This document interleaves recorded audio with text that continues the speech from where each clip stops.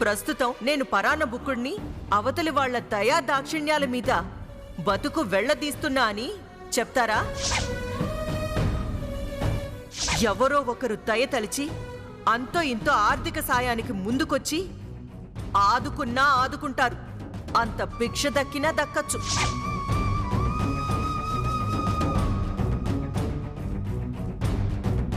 ఏంటి గురువుగారు ఇది?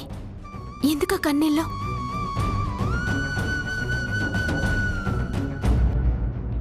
ఇవి కన్నీళ్ళు కాదమ్మా, నా పాపాలకు సాక్ష్యాలు, చెరపలేని జ్ఞాపకాలు, నన్ను హెచ్చరించే నిజాలు. తుడుచుకుంటే పోయేవి కావు. గుండెల్లో గూడు కట్టుకున్న వ్యధలు. నాకిలా జరగాల్సిందే. నేనిలా అవమానాల పాలు అవ్వాల్సిందే. వారన్న మాటలక మీరింత బాధపడుతున్నారు? అన్న అనకపోయినా తలపుకొచ్చినప్పుడు తప్పదమ్మా. ఈ కన్నీళ్ళాగవు. అది విన్ని ఏడిపించి సంతోషపడుతుంది రాక్షసి. ఎందుకులేమ్మా, తప్పు నేను చేసి మరొకరిని బాధ్యులను చేయడం. తను నా స్నేహితురాలే. అందుకే ప్రతి క్షణం నా తప్పుల్ని ఎత్తిచూపుతో, గతం గుర్తు చేస్తూ ప్రాయశ్చిత్తం చేసుకో అని హెచ్చరిస్తూ ఉంటుంది. గురువుగారు, మీరు అలా మాట్లాడకండి, నేను భరించలేను. ఎంత బాధపడకపోతే అలాంటి మాటలు మాట్లాడతాడు? నాన్న కృష్ణ, దాని మాటలు పట్టించుకోకురా. కాలం ఎప్పుడూ ఒకేలా ఉండదురా. వస్తాయిరా, మంచి రోజులు వచ్చి తీరతాయి. బామ్మగారు చెప్పేది అక్షరాల నిజం గురువుగారు. కష్టం వస్తుంది, పోతుంది. కాలం అలాగే ధైర్యం సడలొద్దు. మన బలహీనతకు లొంగొద్దు. ఎదురుగా నిలిచి పోరాడాలి, గెలిచి నిలవాలి.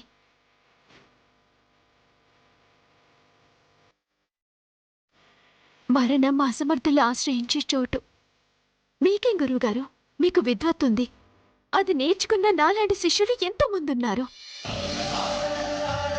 పూర్వ వైభోగం మీకు దక్కించి పెట్టడానికి మా వంతు ప్రయత్నం మేం చేస్తాం. మీ ప్రభ మళ్ళీ తిరిగి ఈ ప్రపంచానికి చాటుతాం. మీరు మాకు తోడుగా నిలవండి. మేం మీకు అండగా నిలబడతాం. మళ్ళీ అలాంటి మాటలు మాట్లాడినా నా మీదొట్టే గురువుగారు. ఇలాంటి యూట్యూబే కాదు, ప్రపంచ ప్రసారాలన్నీ మీ ముంగిట నిలిచి మీ ప్రోగ్రాం కోసం ఎదురు చూసే రోజు ఖచ్చితంగా వచ్చి తీరుతుంది.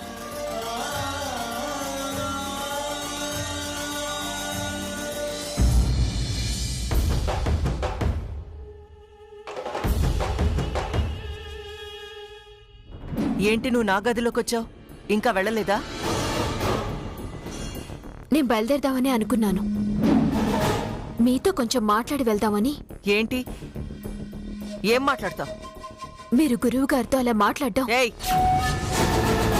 అది మా కుటుంబ విషయం.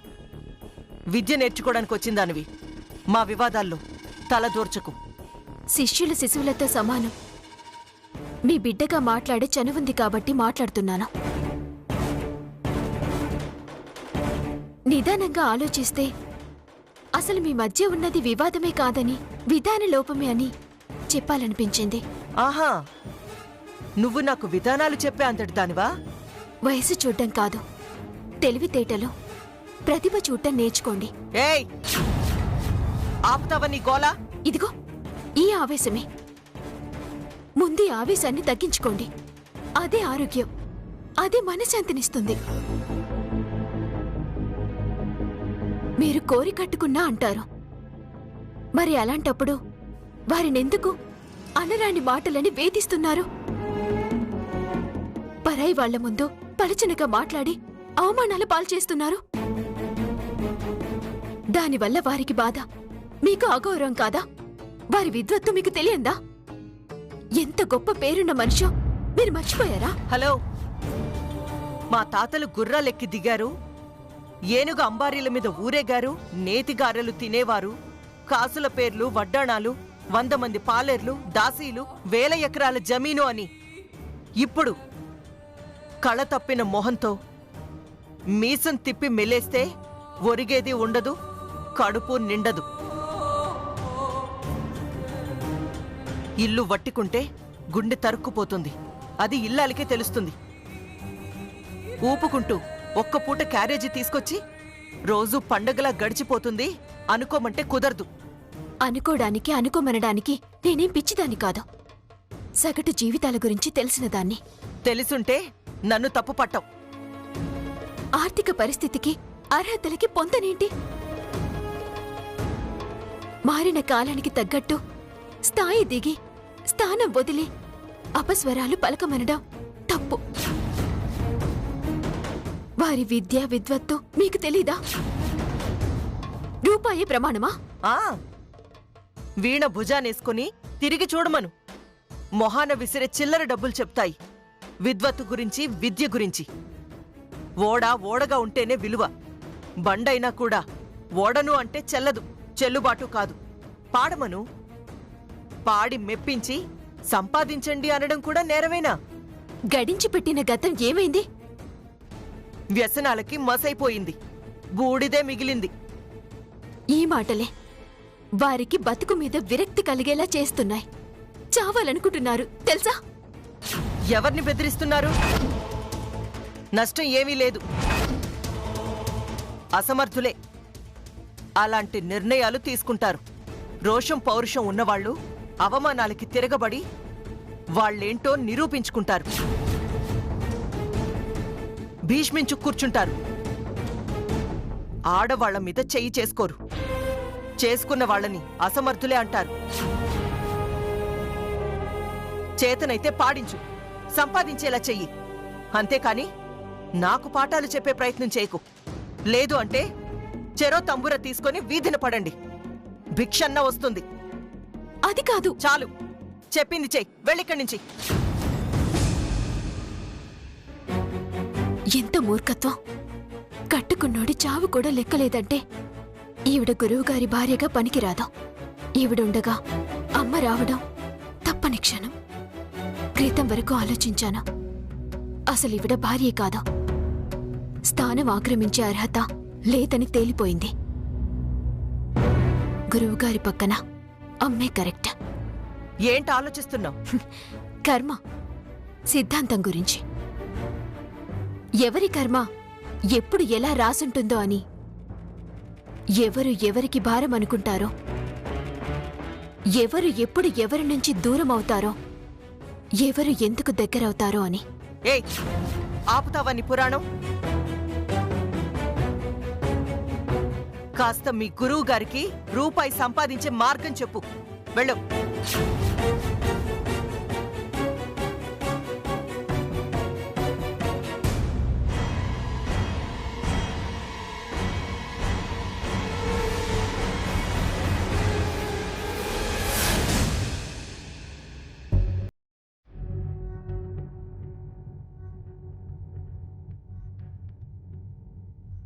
ఏం చెప్పమంటారు సార్? అన్నీ ఉన్నా ఏవీ లేని వాళ్ళమైపోయినాం. సొంతింట్లోనే బానిస బతుకుతుండాం. కన్న కూతురు కాకపోయినా తాను కందకుండా చూసుకున్నావన్న విశ్వాసమే లేకుండా డామిని మమ్మల్ని బెదిరించి భయపెట్టి మా చేత బలవంతంగా మా ఆస్తంతా దాందే అన్నట్టు మా చేత అగ్రిమెంట్ పేపర్ల మీద సంతకాలు పెట్టించేసుకుంటా సార్. అవునా? అవునా అని మెల్లగా అడుగుతారేంటి లాయర్ గారు? చిత్ర హింసలు పెడుతోంది. ప్రతి పూట అది నరకం చూపిస్తుంది. ఆ టార్చరు మీరు భరించాల్సిన అవసరం ఏముందండి? అసలు సంతకాలు ఎందుకు చేశారు? చెప్తుండాం కదా సార్, అదో పెద్ద సైకోలాగా ప్రవర్తిస్తుండది. సంతకాలు చేయకపోతే అది మా పేకలెక్కడ కోసేస్తుందన్న భయంతో చేసేసినాం. మా ఆస్తి మాకు రప్పించండి లాయర్ గారు. దాని పేడ మాకు వదిలించండి. చేయలేను అని మాత్రం చేతులెత్తేకండి, మీకు దండం పెడతాం. నో మీకు న్యాయం చేసే దారుంది, మీరేం భయపడకండి. అవునా సార్? మరి వెంటనే చేసేయండి లాయర్ గారు. నేను చేయాలంటే దానికన్నా ముందు మీరు నాకు సాక్ష్యాలు ఇవ్వాలి. ఏం కావాలి లాయర్ గారు? తన మీ కూతురు కాదని ఎవిడెన్స్ కావాలి. చాలానే ఉన్నాయి లాయర్ గారు. ఓకే, ఇంకో విషయం, దామిని మిమ్మల్ని అరెస్ట్ చేసింది అనడానికి ఆధారాలు కావాలి. అప్పుడే ఇండియన్ పీనల్ కోడ్ యాక్ట్ ప్రకారం కాని తల్లిదండ్రుల ఆస్తిని కాజేయాలని చూస్తున్నందుకు, వయసు మళ్లిన వారిని హింసిస్తున్నందుకు తనకి శిక్ష కూడా వేయచ్చు. ఆస్తిని మీకొచ్చేలా చేయొచ్చు, ఆవిడ్ని మీ దరిదాపులకు కూడా రాకుండా చేయొచ్చు. బాగుంది సార్. కాకపోతే అది మమ్మల్ని టార్చర్ పెడుతున్నట్టు సాక్ష్యాలు ఎలా ఇవ్వాలో తెలియట్లేదు. అది చాలా తెలివైంది సార్. అందరి కంట్లో పడేటట్టు మమ్మల్ని ఏం చేస్తుంది? ఏం చేయదు కదా. మీరు కూడా తెలివిగా ఆలోచించండి. అదెలాగో తెలియట్లేదు లాయర్ గారు. మీరే మీ లాయర్ తెలివితేటలతో మాకు ఉపాయం చెప్పండి. సింపుల్ మోహిని గారు, ఇల్లంతా సీసీ కెమెరాలతో నింపేయండి.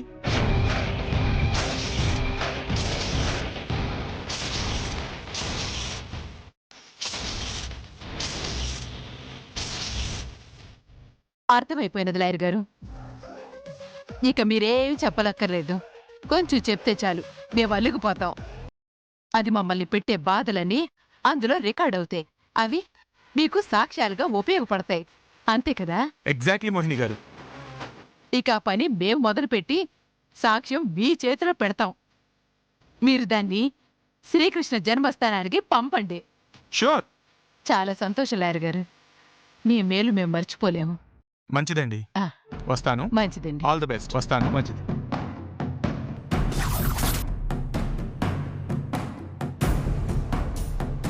ఏమే, మనకి మంచి రోజులు వస్తున్నాయే. అవునయ్యా, ఆ దామినికి చెడ్డ రోజులు మొదలవబోతుండే. ఆ లాయర్ గారు చెప్పినట్టు సీసీ కెమెరాలు తెప్పించు, దాని పని పడదాం.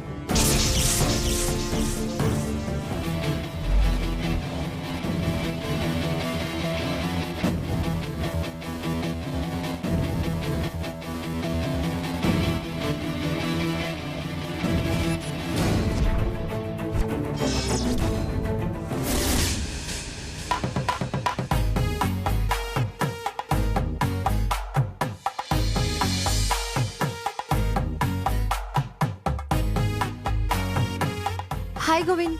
హాయ్.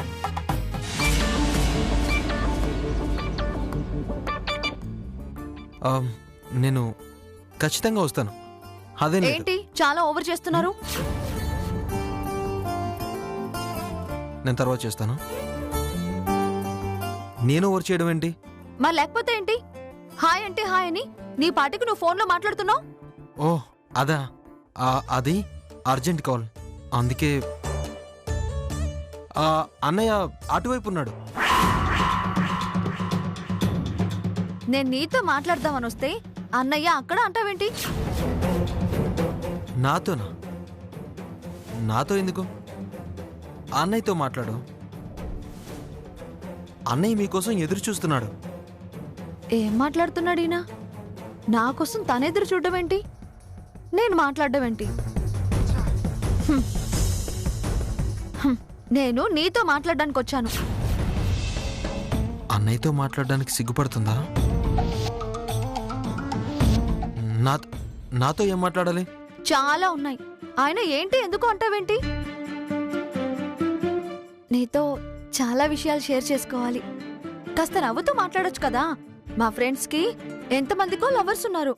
వాళ్ళు చిలక గోరింకల్లా అలా షికార్లు, సరదాలు, సంతోషాలు ఎన్నో ఉన్నాయి.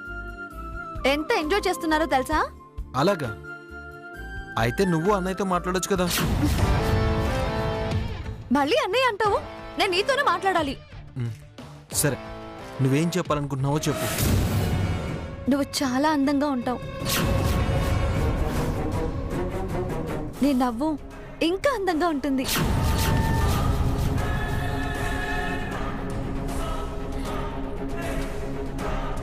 ఈ మాటలన్నీ అన్నయ్యతో అనాలంటుందా? తను అనలేక అన్నయ్యతో నన్ను చెప్పమంటుందా? ఏంటి ఆలోచన? చెప్పేది వింటున్నావా? వినపడుతుందా? ఆ, ఆ, ఈ ముక్కేదో అన్నయ్యకి చెప్పొచ్చు కదా. ఏంటి ప్రతిదీ అన్నయ్యకి చెప్పు చెప్పు అంటున్నావు? నీకు అసలు కామన్ సెన్స్ లేనట్టుంది.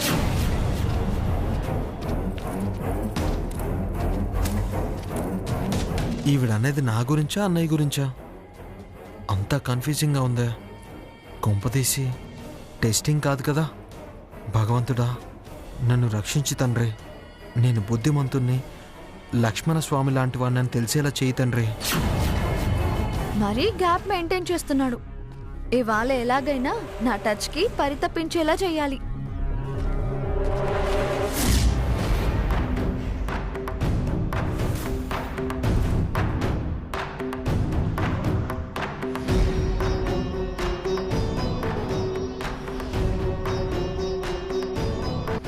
ఏమిటే, ఎవరి కోసం ఎదురు చూస్తున్నావు? ఇంకెవరి కోసం? పద్మావతి కోసం. పద్మావతి కోసమా? లేకపోతే నువ్వు చేసిన వంటలు తిని మీ ఆయన ఏమన్నాడో తెలుసుకోవాలనా? అదే మరి. ఆడపిల్ల ఒంటరిగా వెళ్ళిందని ఆరాటపడుతుంటే నువ్వు ఏదో ఒక చాదస్తపు మాటలు మాట్లాడతావే. అవునే, ముసలోళ్ళం కదా, మాది చాదస్తమే. దానికి ఊరు కొత్తనా ఇల్లు కొత్తనా? నీ ఆరాటం కాకపోతేను. నాకు మాయ మాటలు చెప్తున్నావు. వాడు ఉసుకోపో అన్నా నీకు వల్లమాలిన అభిమానం.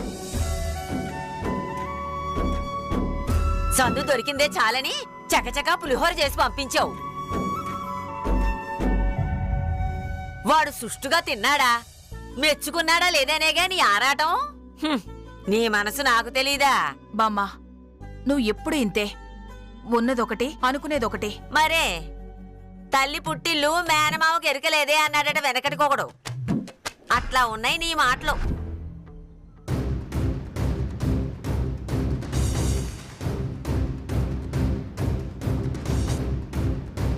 ఏంటి మీరేదో గొడవ పడుతున్నట్టున్నారు? మాకేం కొత్త, ఎప్పుడు ఉండేదేగా. అవునులే, మాకిది అలవాటేగా. ఇంతకీ నువ్వెళ్ళిన చోటేమైంది? మీ గురువుగాడు శుభ్రంగా మెక్కాడా? గురువు గాడ మెక్కాడా? ఆహా, గారేలేవే. ఏదో తొర్రె తుస్సుపోయింది. తిన్నాడా అన్నా మెక్కాడా అన్నా ఒకటేగా. ఒకటి గౌరవం, మరొకటి వెక్కిరింత. పెద్దదాన్ని నేను గౌరవం ఇవ్వాల్సిన అవసరం లేదు.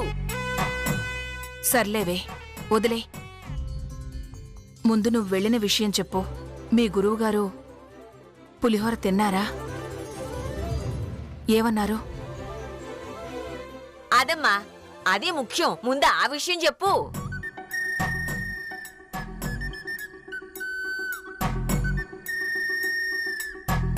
తిననైతే తిన్నారు, కానీ తినకముందు తిన్న తర్వాత సంతోషంగా లేరు.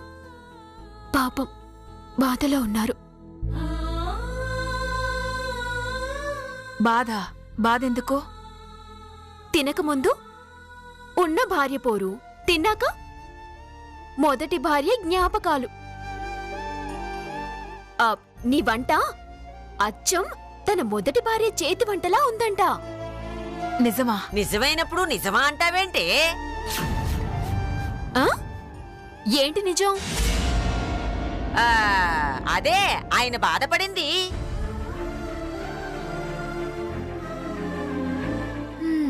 పాపం ఆయన ఆవిడ్నే తలుచుకున్నారు. చాలాసార్లు గుర్తు చేసుకుని బాధపడ్డారు. తినకముందు దేని గురించి బాధపడ్డారు? ఏం లేదులే అమ్మా. బాధపడుతున్నారు అని ఏం లేదంటావేంటే? చెప్పవే తల్లి, లేకపోతే అది వదిలేలా లేదు.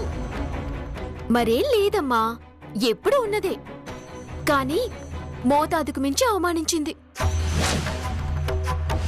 గొంతు సవరిస్తున్నారా? పైసా సంపాదిస్తున్నారా?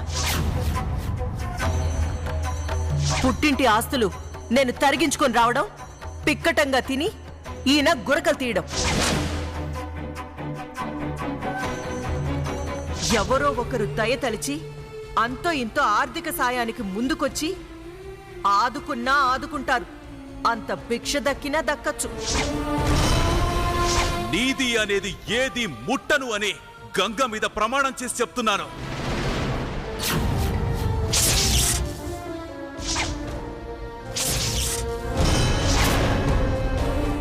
ఎంత కడుపు రగిలే మాటలు అనుండకపోతే వారు సలసలా కాగే నీళ్లల్లో చెయ్యి పెట్టి ప్రమాణం చేస్తారో? చెప్పమ్మా, చెప్పు. నీ నోటి నుంచి ఈ విషయం బయటికి రావాలి. చెప్పమ్మా, కనీసం ఈ రోజైనా నువ్వు చెప్పాలమ్మా, చెప్పు. అలాంటి దాన్ని ఊరికి వదలద్దు. కొత్తికో కొండగా నరికి పారేయాలి. పాపిష్టి దానికి మగాడం లేదా, మొగడం లేదా? గౌరవించి నెత్తిన పెట్టుకోవాల్సిన ఆయన్ని అంత నీచంగా మాట్లాడుతుందా? నాలుక చీరి పారేయాలి. వేడి వేడి నూనె మొహం మీద చల్లాలి. దాన్ని వదిలే ప్రసక్తే లేదు.